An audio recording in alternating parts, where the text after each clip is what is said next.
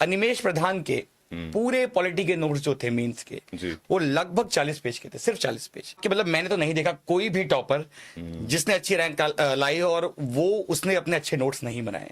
अच्छी answer writing कहीं ना कहीं डिपेंड करती है अच्छे नोट्स पे। वो 40 पेज जो थे वो उसमें इंफॉर्मेशन उतनी थी जितनी एक 2000 पेज की बुक में हो। अगर आप 60% आंसर्स बहुत ही अच्छे लिख रहे हो तो आपके मार्क्स आएंगे, क्योंकि अगर रैंक 1 भी है तो वो 20 के 20 क्वेश्चन एक जैसी क्वालिटी के नहीं कर सकता है। मैक्सिमम बच्चे कहते हैं भैया टॉपर तो बोल रहा है पीवाईक्यू करने के लिए प्रीलिम्स का चाहे मेंस का, लेकिन हम पीवाईक्यू करें कैसे? मेरी एक स्टूडेंट थी संस्कृति सोमानी, AIR 49, उसने कोई डायग्राम नहीं बनाया था।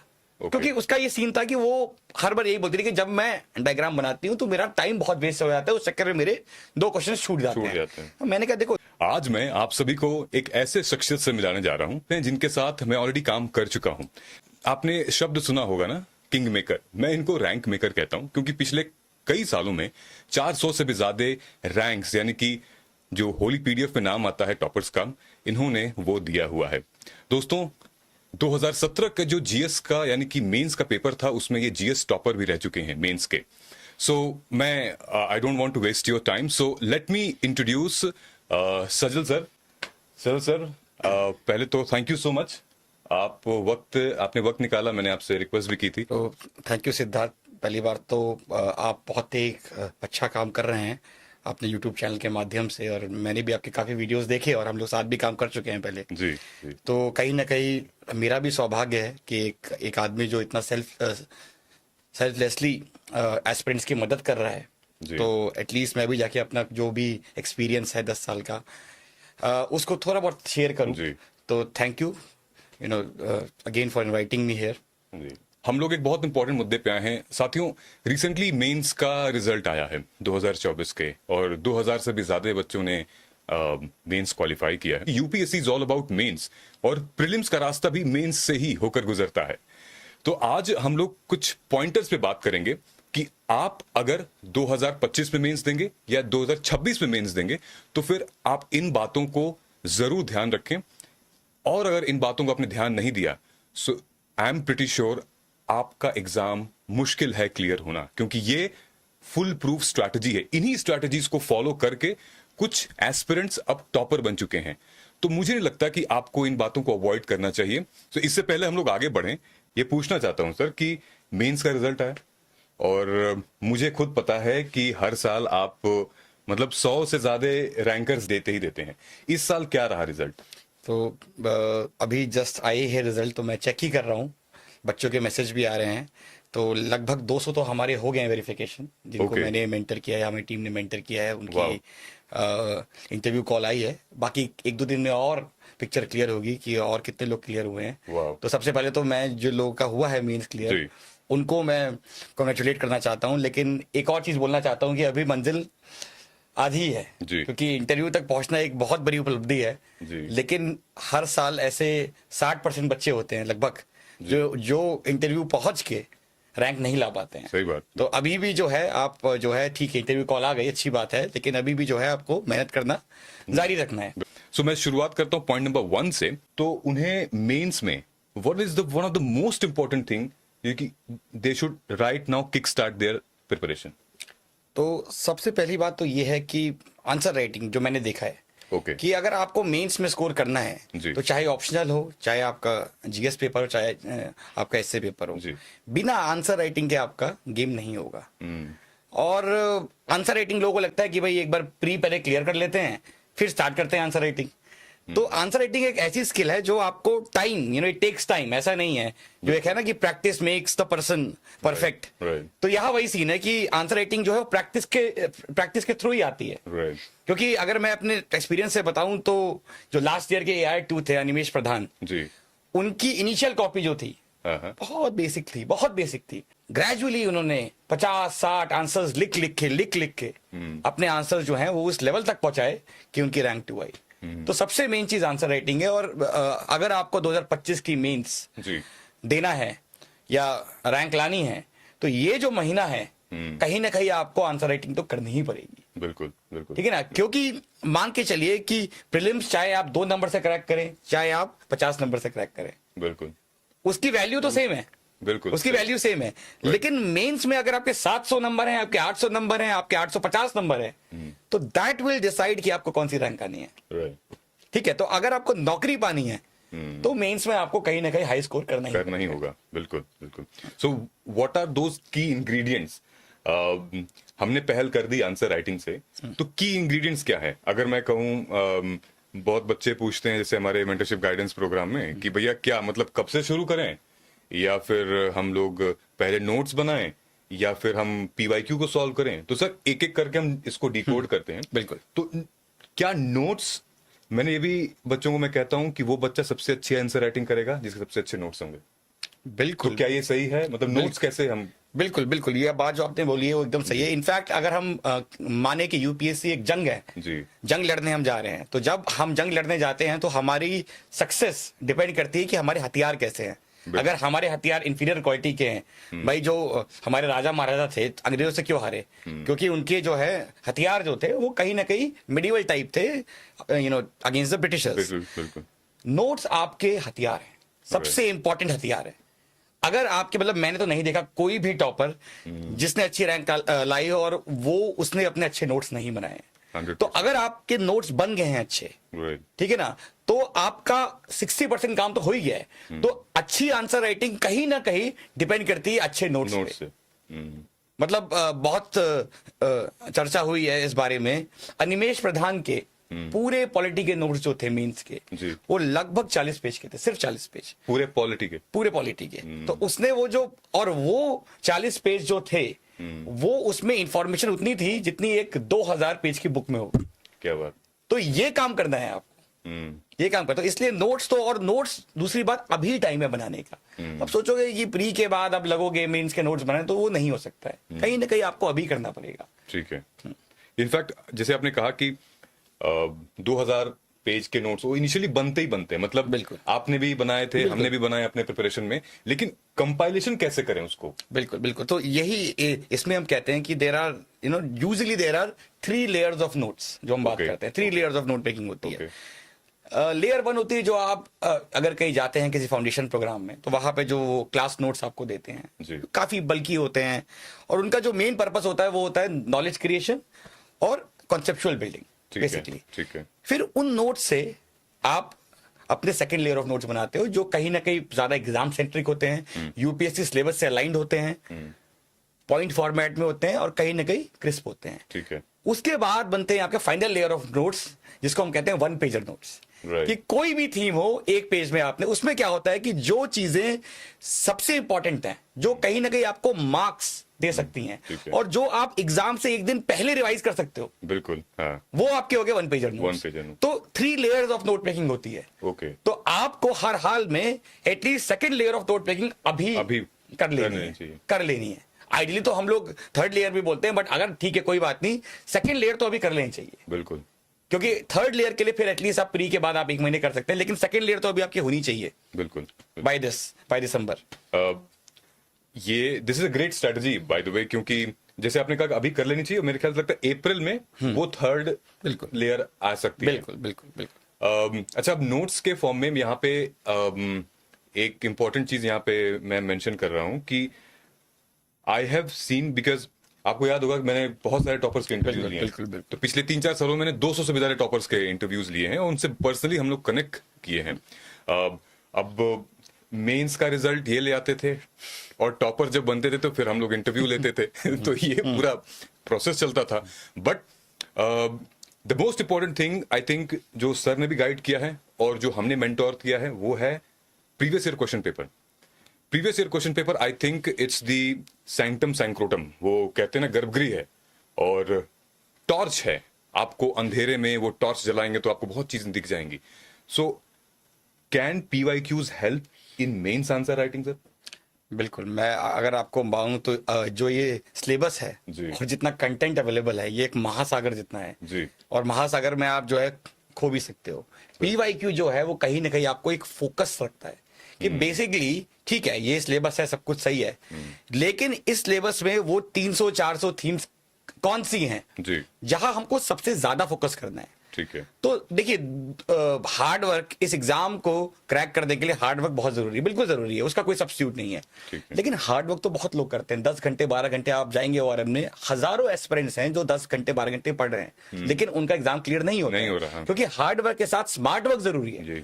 PYQ वो एक स्मार्ट वर्क है कि भाई आपने जो ये हजारों थीम्स हैं उनमें से आपने लेट्स से उसको 300-400 थीम्स में जो सबसे इंपॉर्टेंट है, अब मान के चलिए जैसे साइबर सिक्योरिटी है, लोकल बॉडीज हैं, ये सब क्वेश्चंस ऐसे हैं जहां पे 50% चांस है कि आना ही है, हर 2 साल में रिपीट होता ही है, बॉर्डर मैनेजमेंट में एक सवाल आता ही है, ठीक है ना। तो अल्टीमेटली ये थीम्स में अगर आप बेटर प्रिपेयर्ड हो, अगर आपके पास नोट्स हैं, आपने इंट्रोडक्शन कंफ्यूजन ऑलरेडी कर रखा है, तो आप एग्जाम में जब जाते हो तो you 60% of the paper you have already guessed and you are already well prepared. So definitely अगर आप 60% आंसर्स बहुत ही अच्छे लिख रहे हो तो आपके मार्क्स आएंगे, क्योंकि अगर रैंक 1 भी है तो वो 20 के 20 क्वेश्चन एक जैसी क्वालिटी के नहीं कर सकता है। तो PYQ I think is the most important. आप देखेंगे कोई भी टॉपर जो है वो यही बोलता है कि PYQ is the key, right. So PYQ is definitely one of the most important thing in this preparation, क्योंकि इट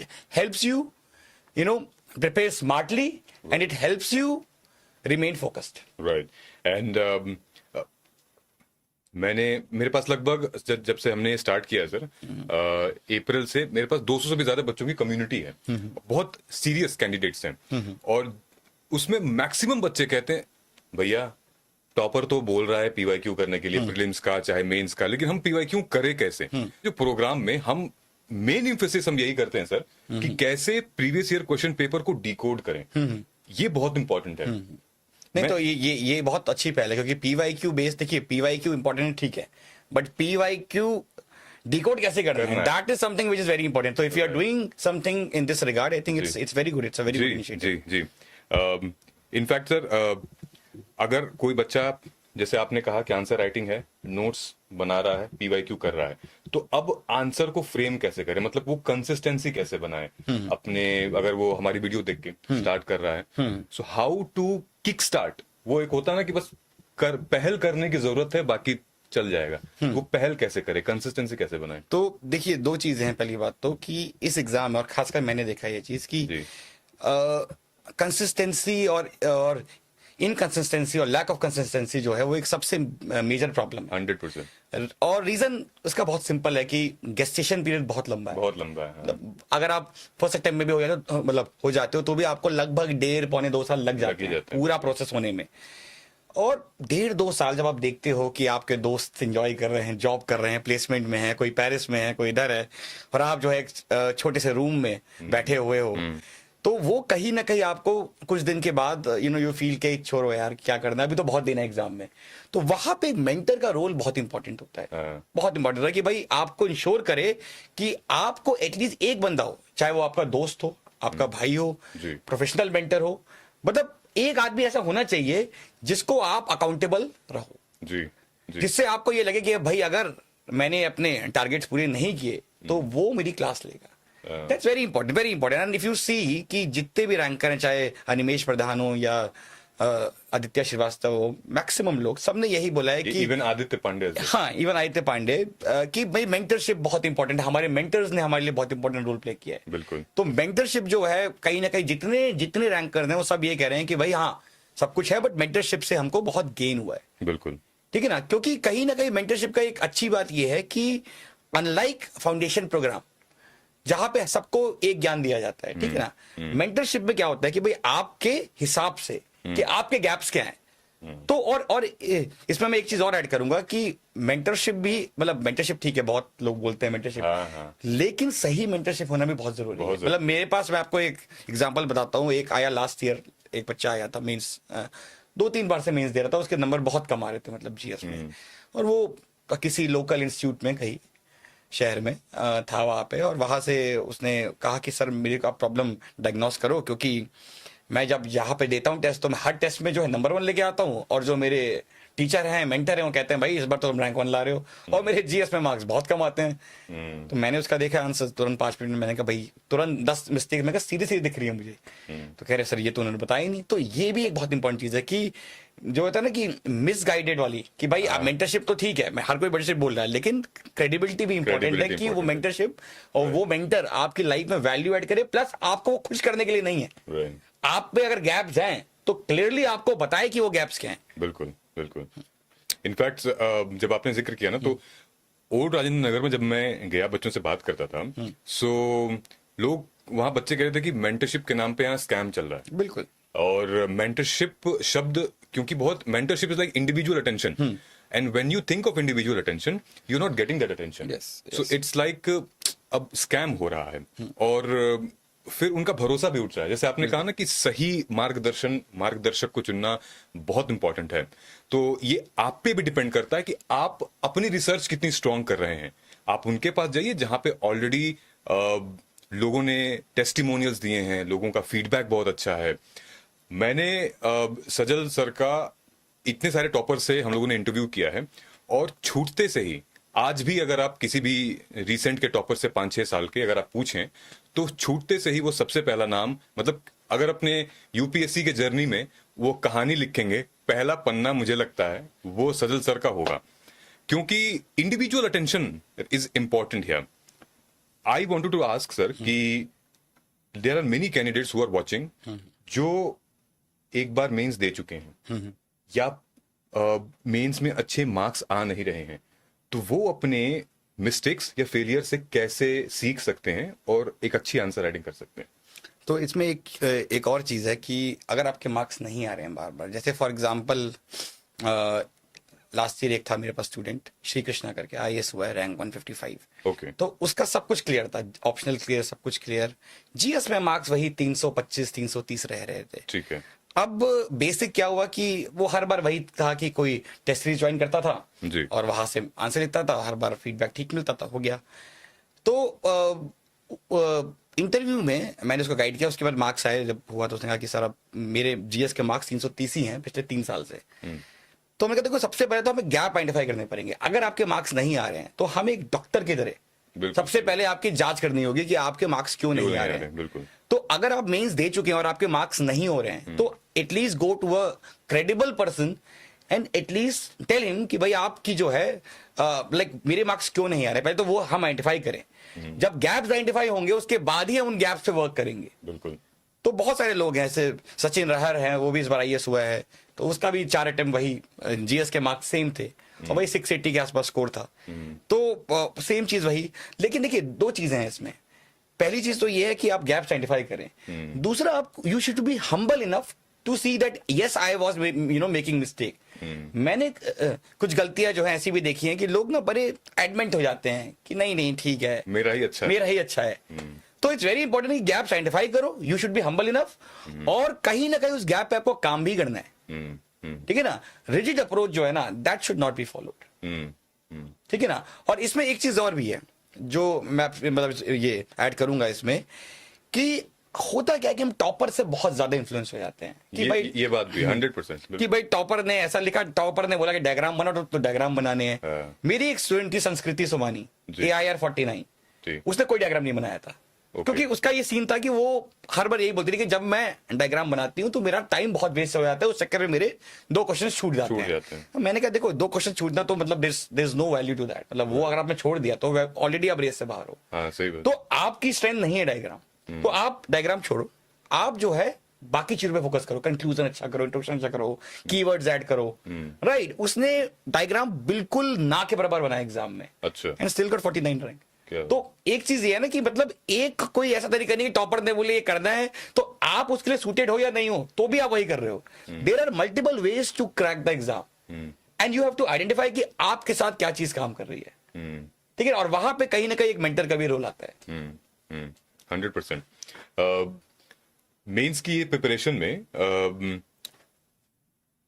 एक बहुत, जैसे आपने बताया ना कि वो नोट्स बननी चाहिए 3 फेजेस में, सो नोट्स के साथ साथ रिवीजन का कितना बड़ा रोल है यहाँ पे। अगर मैं रिवीजन की बात करूं, उसके साथ मैं एक और आपसे क्वेश्चन पूछना चाहता हूं, जो कि मैं कहता हूं कि लाख रुपए का क्वेश्चन है, वो है डेली रूटीन। ठीक है। तो एक तो हम बात कर लेते हैं कि रिवीजन स्ट्रेटजी क्या होनी चाहिए somebody who is like in mains mode.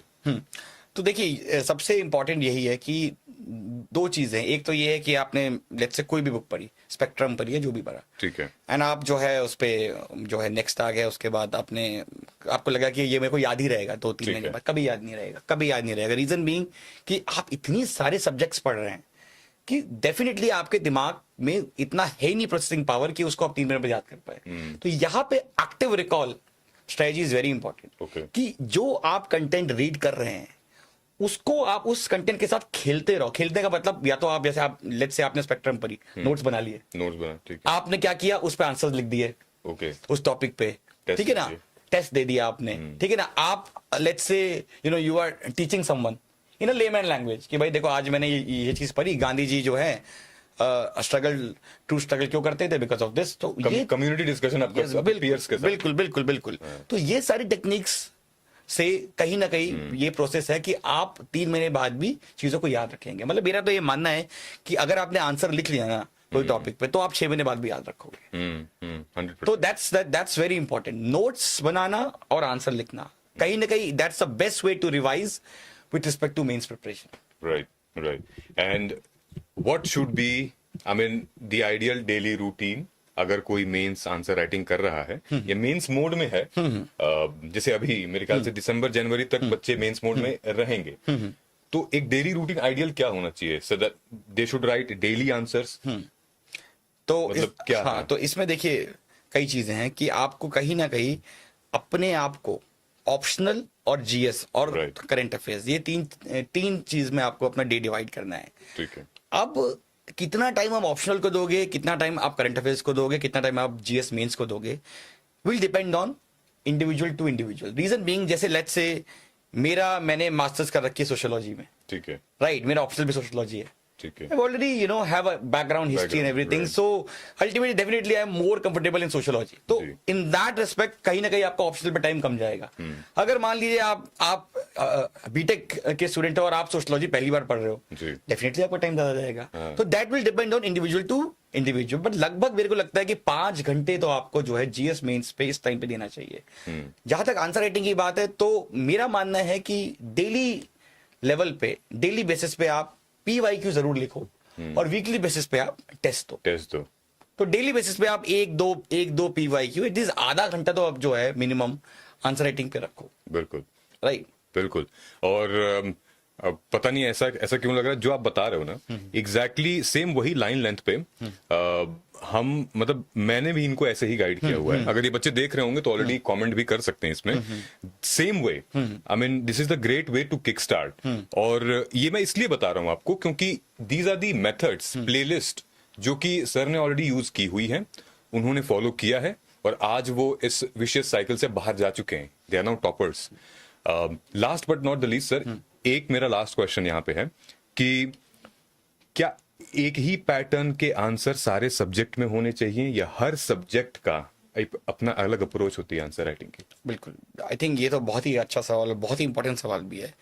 बिल्कुल, हर एक सब्जेक्ट का पैटर्न काफी अलग होता है, काफी अलग होता है। मतलब अगर हम बात करें let's say about conclusions also या इंट्रोडक्शन आल्सो, तो सबका जैसे फॉर एग्जांपल अगर हम इकोनॉमिक्स की बात करें, तो इकोनॉमिक्स में कंक्लूजन जो है यूजली आपका टारगेट से होता है कि अगर हमने ये स्टेप्स लिए तो हम विकसित भारत या 5 ट्रिलियन इकोनॉमी इस तरह से करेंगे। Absolutely. ठीक है ना।